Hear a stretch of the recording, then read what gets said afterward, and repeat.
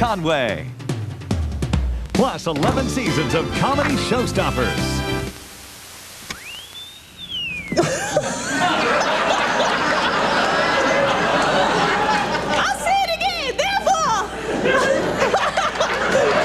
Carried away there for it's catching, isn't it? No, it is.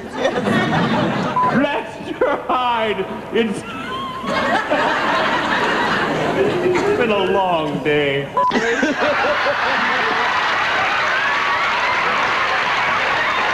I said to myself, Blossom Butterworth, I said, Blossom Butterworth. You've had it, Carol Burnett.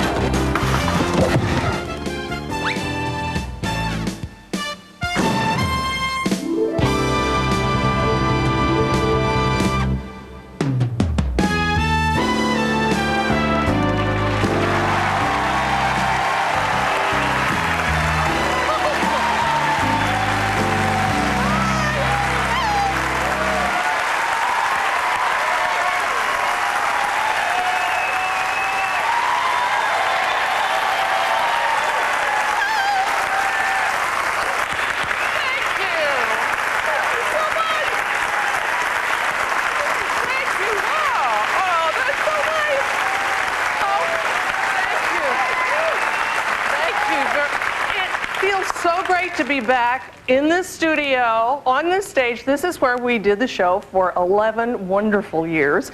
And let's bump up the lights and see if y'all have any questions that you might have. Yes, in the back.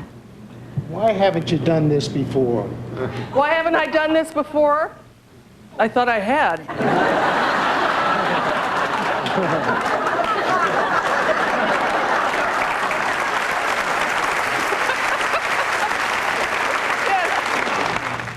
We immortalize people in different ways, name ships after them, put them on postage stamps. What would you wish for your immortalization? A ship and a postage stamp. Like that. Oh, they are gonna, I'm having a rose named after me soon. Isn't that nice?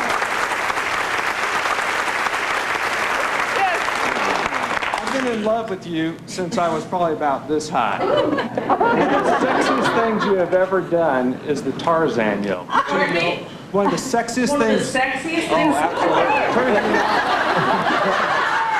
What's your name? Scott. Scott, are you all right? Do you want me to do the Tarzan yell? Okay.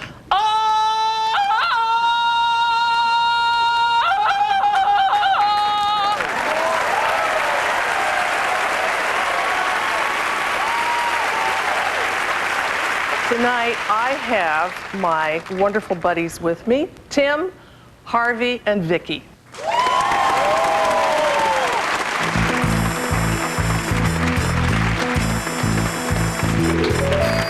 Perfect.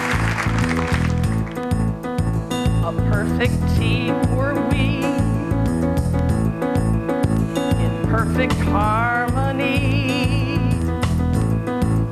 absolute pros. Perfect. The memory glows. With our golden throats, we hit all the notes on the nose.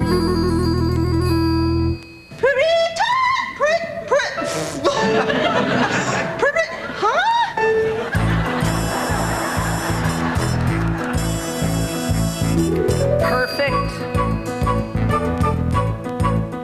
A perfect team were we, singing each song on key for 11 years. Amazing how everyone hears, no matter how strange the musical change, incredible ears. Trailer for sale or rent. Rooms to let, 50 cents. I'm a man of no means. Give it a run.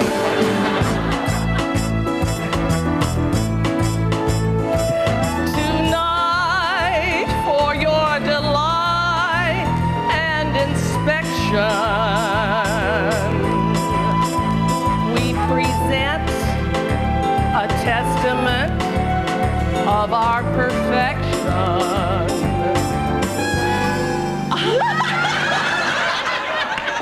I am so glad we had this time together. Just have a laugh, sing a song.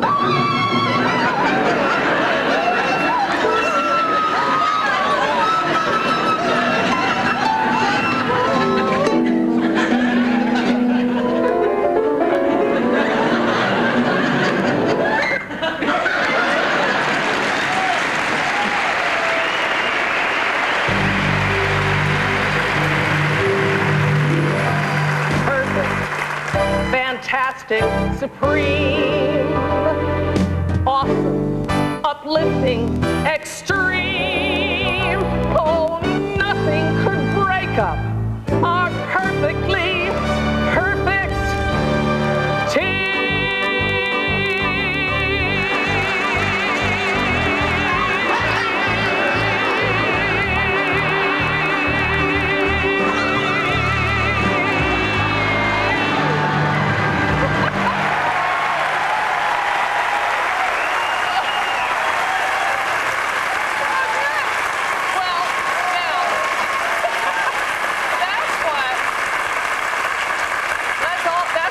show is about tonight. It's about goofs and things that we just let happen and didn't change. And most of the clips you're going to see tonight, nobody's ever seen before. They've been locked up in Tim's basement, but we got them out. So you're going to.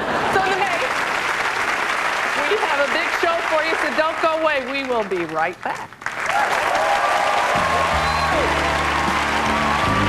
Carol and her guests will be back with more laughs. And then we're gonna have us both committed.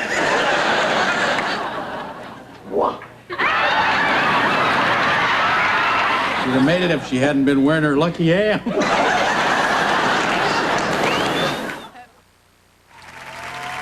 The Carol Burnett Show. What you been doing? And then we're gonna have us both committed. Ladies and gentlemen, my good buddies, Harvey Korman and Tim Conway.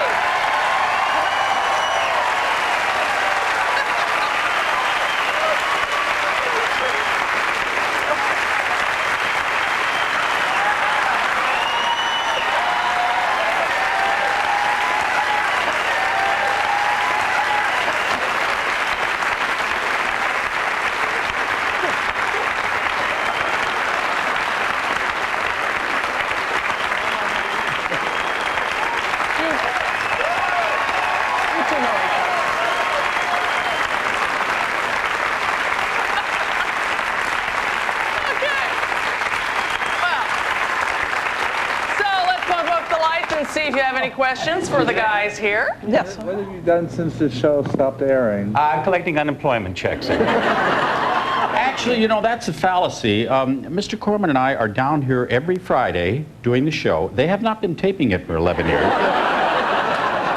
still come and do it. We hit a lucky night tonight. They're actually taping. This is wonderful. I think we got people here. Back there. Hi. Hi. I've always wondered, did you always do the series live? Did we do the series live? Several of us were dead at the time, but...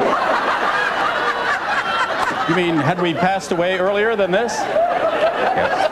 Yes. I was gone about a year and a half. Yes. I'm in formaldehyde right now. Actually, we did it like this. We had an audience, and we tried never to stop. We had to stop for scene changes and quick costume changes and stuff like that. But if something went wrong, which it often did, we would barrel right through those. We would do a 5 o'clock show, and then we'd get a different audience in for the later show. Conway here would do the sketches to the ink as they were on the first show, you know. Then he would ask our director, Dave Powers, said, did you get all the shots and everything? Dave said yes. Then the air show, the next show, would be for Tim. And of course, then he'd get on a roll, stuff that we had never heard before, and that's when he would destroy Harvey. Sergeant Harrison. Now, this was the first time Tim ever used that accent. Harvey had never heard it.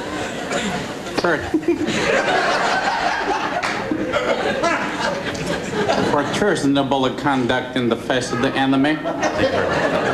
I'm going to relieve you of your duties, strip you of your rank, and to give you a dishonorable discharge from the service of your country. Do you have anything to say?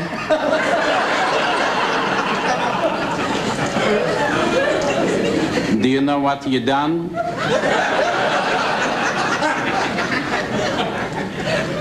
You left those poor boys in that ditch. That's what you did.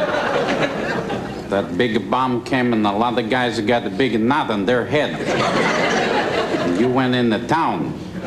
Probably went to some place where you could sing. I'd like it to sing myself, but there's a time for singing. There's a time for duty. When you're off duty, then you can sing. When you're on duty, you shouldn't sing. But if you're in the barracks and you like it to sing...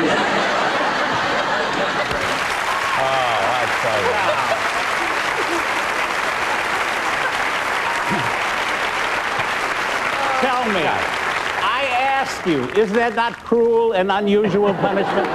Is there anybody in this audience that could have sat there or stood there and withstood that kind of torture? I tried. Believe me, I used to lay awake nights trying to figure out ways to get him. And no matter what I tried, he'd always turn it around, and I got it. But listen to this and watch this, ladies and gentlemen. For the first time in television history, he got himself.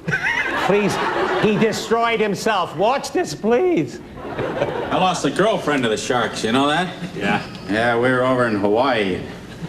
She jumped off the front of this sailboat and tried to swim to shore. Got about 40 yards from the shore and great white hit her. She'd have made it too.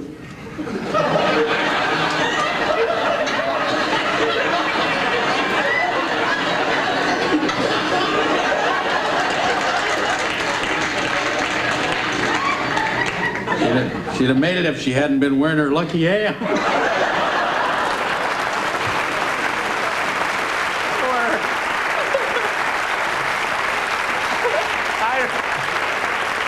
Did you hear that? Because he was, if she hadn't been wearing her lucky ham. I was so pleased with that line, I just tickled myself silly, I think. We had a betting pool all week, whether he would have gotten through it or not. Absolutely. I knew he wouldn't. Well, I got Tim, though. I did get him once. I mean, it took some doing, but... Which one? I was supposed to be a mannequin in a window. Well, I was posing as a mannequin. But I was really a peeping Tom. Yeah, a peeping Tim. Yeah, and I decided that I was going to get him, and that I went and got some props, and I flashed him.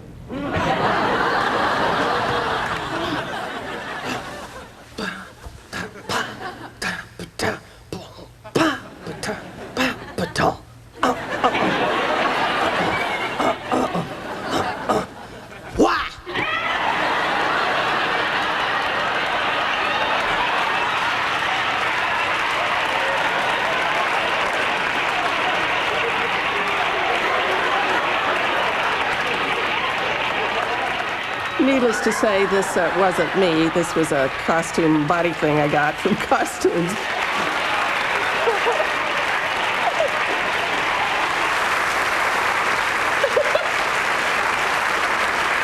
Obviously, they weren't mine, folks. I actually looked like a deer caught in the headlights there. Oh, but when you got him, you really got him good. I loved it. Yeah, but I cracked up all the time, too. Yeah, like when I was bathing him then. Oh, I loved that. When you sang him a lullaby. Yeah, and I bathed him, and I dropped the sponge. Yes,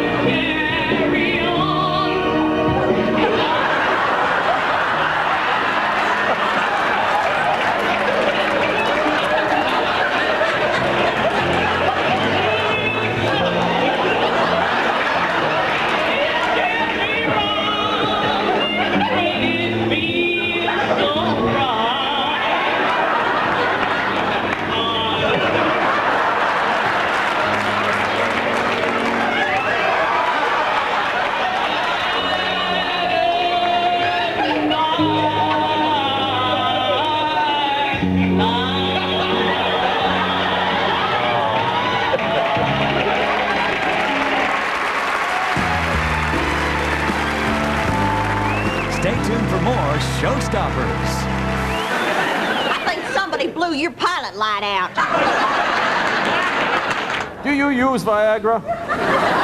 All they could do is just blow and go, north. Or he hangs up. Yeah, will you ask him if he knows whether you can buy houses when it's not your turn? One thing, Philip. Can you buy houses when it... Can you buy houses when it's not your turn, or do you have to wait? In Monopoly! Ladies and gentlemen, my mother, my sister, and my friend, Vicki Lawrence.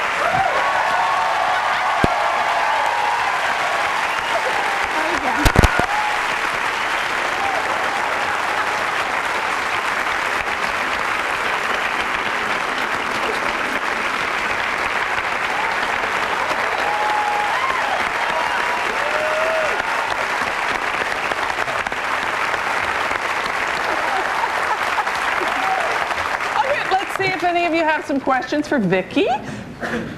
Vicki, you want to pick up? Who are you? No, you go ahead and pick for me. Okay, yes, the gentleman in the nice pink shirt. No, it's white with red stripes. Oh.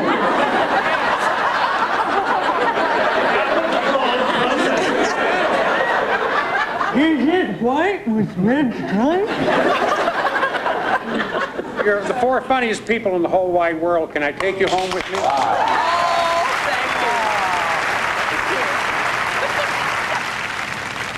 Is it true that Vicki Lawrence invited you, Carol, to go see a high school play, and that's how you guys met up? And she wrote me a fan letter, and we were going to do the show. I surely know this whole do you story, know this don't story?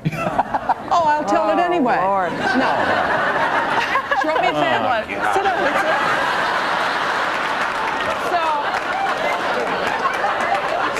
She wrote me a fan letter, and she said she looked like me, and we were going to do this show, and so I found out that she was going to be in a contest, Miss Fireball of Inglewood. Can you order me a tuna fish sandwich on rye? So anyway, you took my father's name out of this article. That's right. Looked us up in the phone book and called. And I called. And Vicki's mother picked up the phone and said, hello. And I said, is Vicki Lawrence there, please? And she said, yes, who's calling? And I said, Carol Burnett. And she said, Vicki! And so then, you know, here she came. The rest is television history. So I was going to be a dental hygienist. Yeah. Do you use Viagra? The idea of my using Viagra would be like putting a brand new flagpole on a condemned building.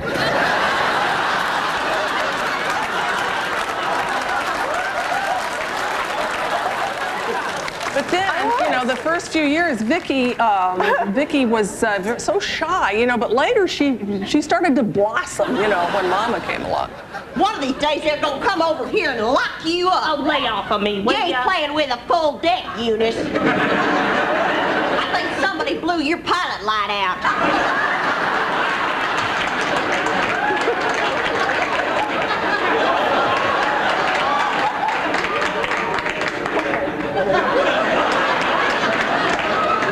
That's a new one, Mama. You wait, there's more in it. Oh, no. You know what? You got splinters in the windmills of your mind. Wait.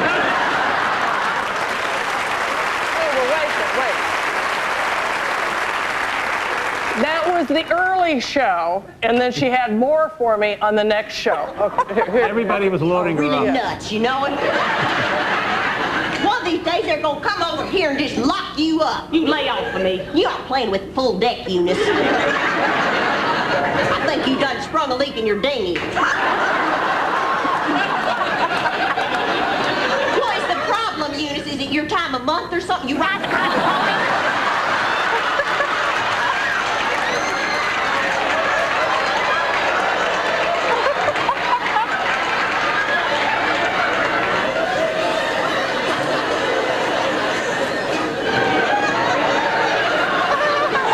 Look at me, Eunice.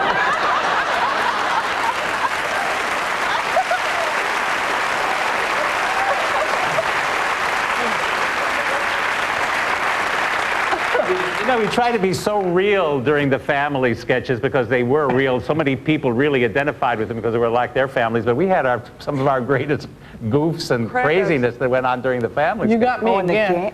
And sorry. Oh, the games. The games that we played Really as a family were just so fun. Yeah. And I just got, this was Method Mama. I got carried away. I don't know. You were supposed to say gosh darn, and you said something else, and I got carried away with the game. Yeah, you did. You did. Damn it.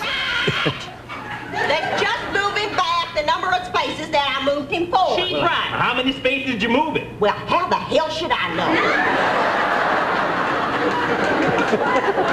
You mean you don't remember how many spaces you moved that thing just a second ago? Well, I guess I'm just too stupid ever to grab the gut up the pants. How the hell am I supposed to know you're going to move one of the other men? Stop it!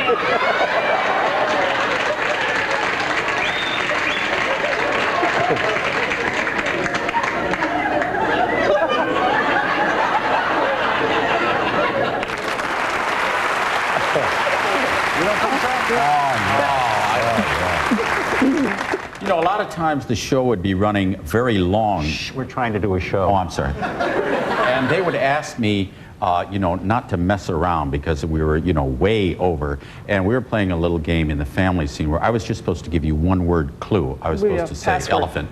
But I thought I would take an opportunity at that point to bring some knowledge that I had learned from National Geographic. And it did lengthen the show a bit, but I felt it was good information. Yes. I was at this freak show one time, and I saw these Siamese elephants.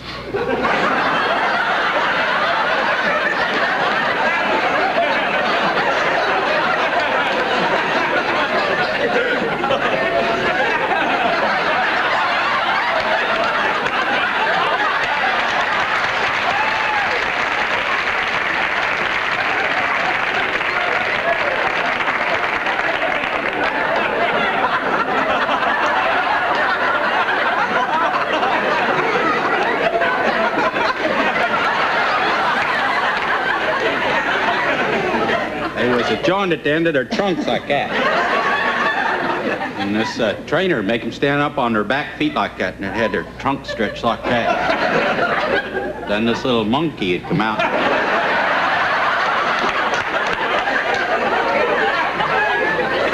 Walk out there and dance some merengue right out there. I kind of felt sorry for them. They couldn't go like the other elephants when they go. All they could do is just blow and go, north. Go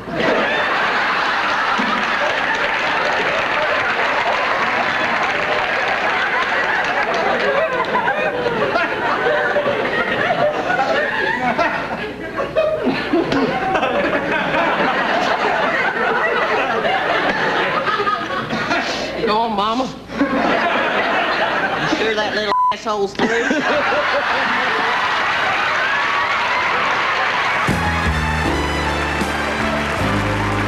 More laughs to come on Showstoppers. We were naughty. Oh, wait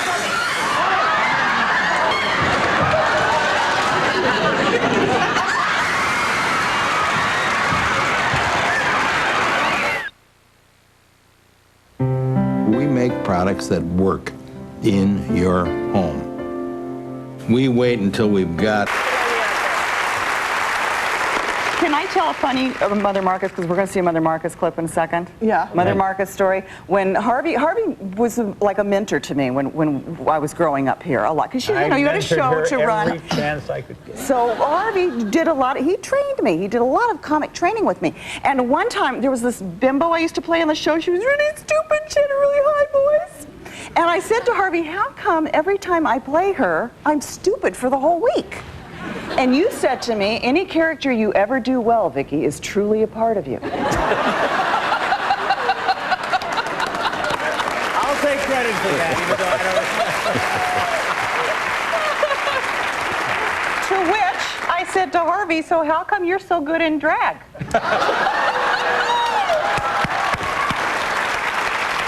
I haven't the faintest clue. I've never got an answer.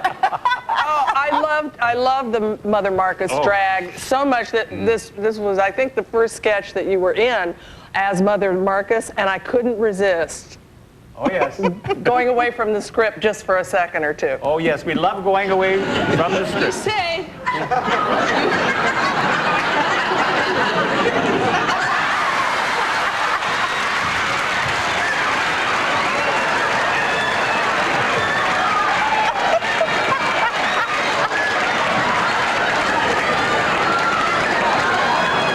Look at him thinking now. Well, turnabout is fair play. If you can find it. Good recovery. Yeah.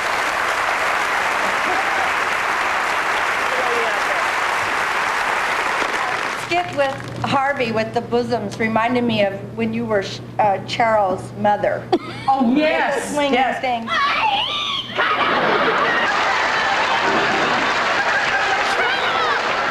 You know, those boobs were wonderful. Oh, yeah, and Bob Mackey, our costume designer, you know, put all that stuff together. And what he would do to make them look real, he would put rice in them. Well, yeah, I remember having a whole rack of boobs. Like a rack of ribs. I had a rack of boobs. There were small, medium, large, little push, medium push, over the top push. Down to the knees. Raisins, no raisins. You know, my wife's boobs went from 32C to 34 long.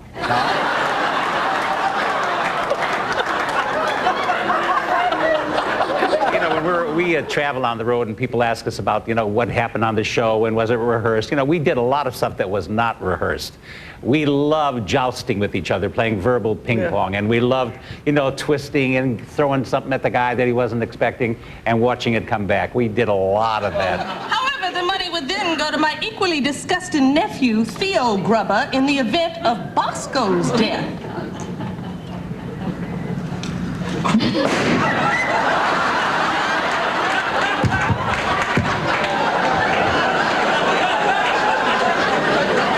I'm sure there wasn't much there in the first place.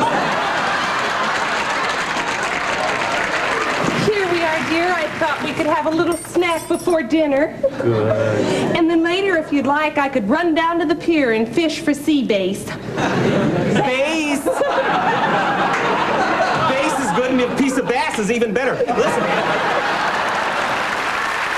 We were so naughty.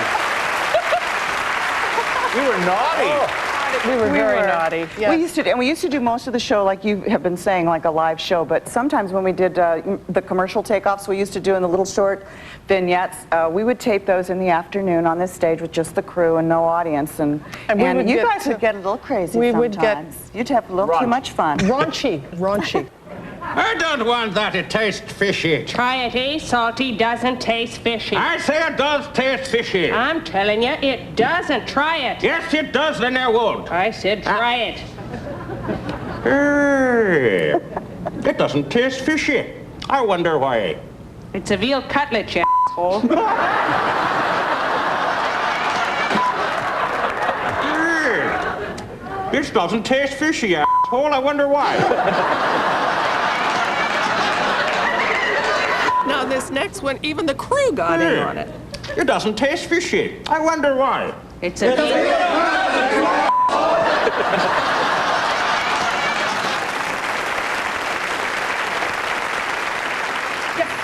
Do you guys ever get messed up by any of the sets or props? Oh, well, you must have seen a few where we did that. We get messed up with props and sets. Oh no, everything was always perfect. Perfect. Technically perfect. Yeah. He missed your opening number, obviously. But most of the time, technically, it worked pretty good. There were some rough Always. spots. Yeah. I remember one time, it was very important for me, I was in a wheelchair in a hospital, that this wheelchair operate correctly. And if it hadn't been for the technical crew giving me this perfect wheelchair, the sketch just would have gone away. But it was just perfect.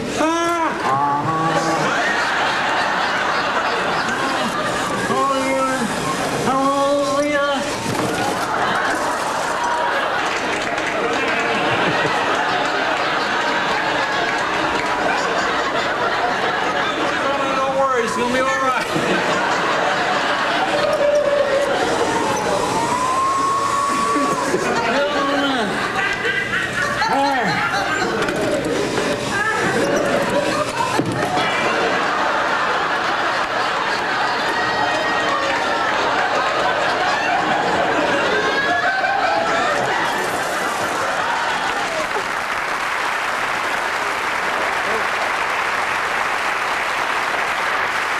Oh, you remember, we got one of Harvey. We were doing the show, and guess who was in the audience this one evening? Oh, that was night. Sir Lord Lawrence Olivier. Baron, I think it was a baron by that time. My You were a idol. wreck. You were totally a wreck. I was a wreck, and I felt that the material we were about to do wasn't worthy of him. You know, it was, and I had a thing where my pants fell down, and when your pants fall down, you're supposed to put boxer shorts on. Guess who forgot to put his boxer shorts on? Oh boy. Goes the weasel. All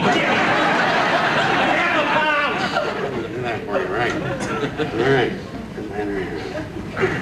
There you go. All right. There. All right. Want you to wrap that? No, never mind. I'll just keep it. I'll just put it in my pocket. Just keep away from me. Keep away from me.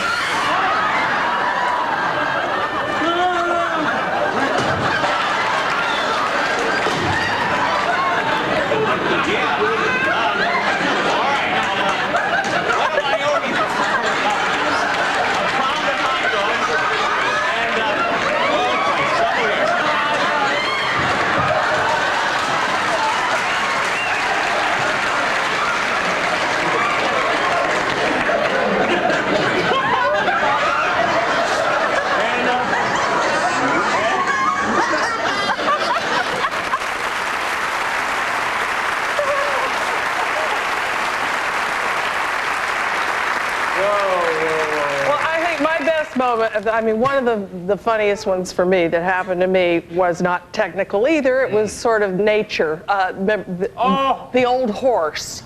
And when his chest is bare, I can count every hair he has to.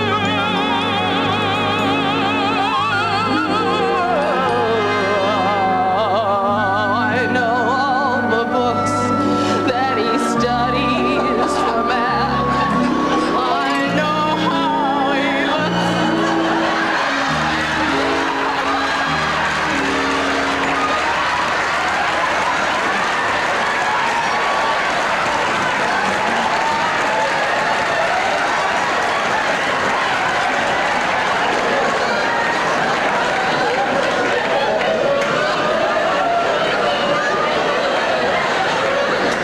I'm so glad you liked it.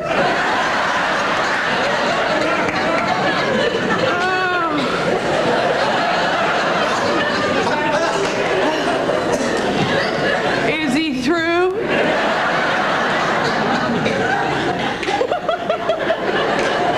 want to pick it up from number 1 or number 2? More Showstoppers when we return. Since we're not on in the family hour, that you can see this.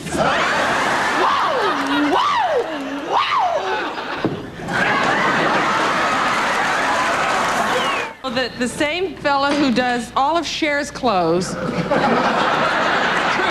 Bob Mackey does mine. Now, I want you to see the kind of work that goes into one of these outfits. And the man is a genius, I must say, and he designs all of these things. And I think, since we're not on in the family hour, that you can see this.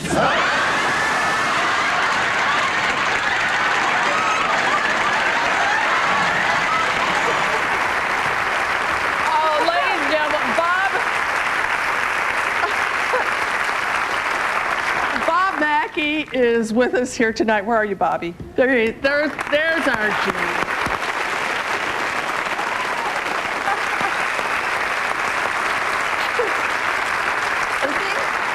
That most people don't know that Bob Mackey designed every single thing that was on the air, not just the pretty stuff and all of that at the top of the show, but he designed everything, which, well, I guess it averaged out to about 50 costumes a week.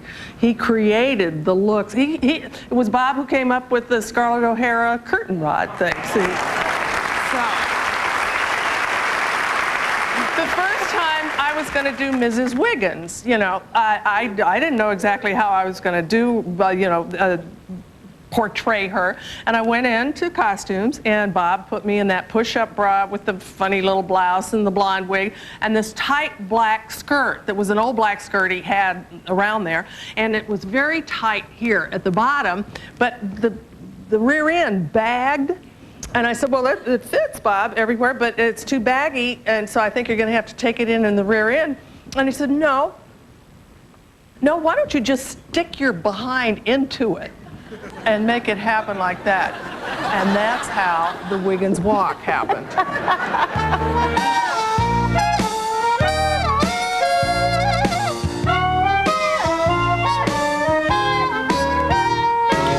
If the dress you're wearing makes you feel like a queen, that's a Mackey rag. If the dress you're wearing makes you slightly obscene, that's a Mackey rag. When he built me a bodice, I was a sexier me. He made me feel like a goddess. I became a goddess automatically.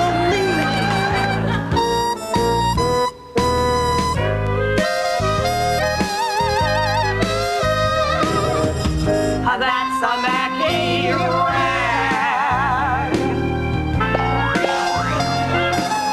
Take the boom, Connie. Oh, that's a Mackey rag.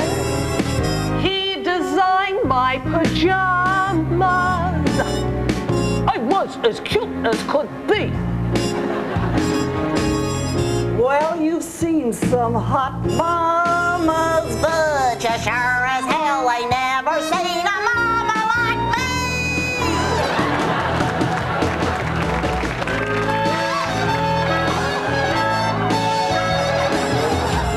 That's a Mackey rag.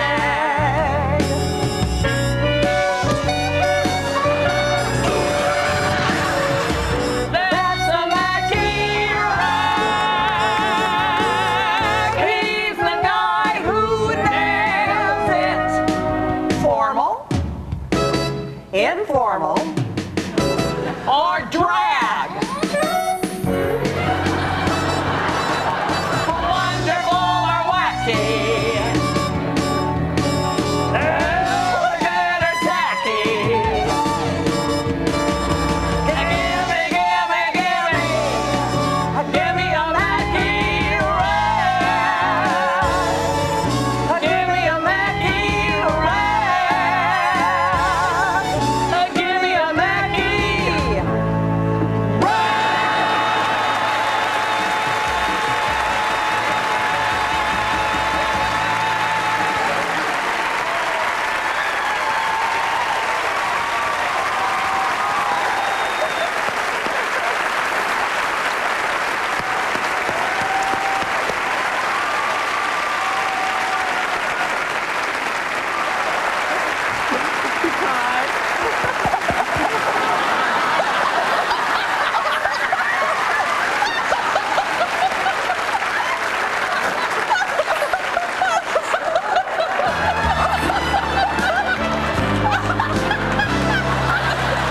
Up next on Showstoppers.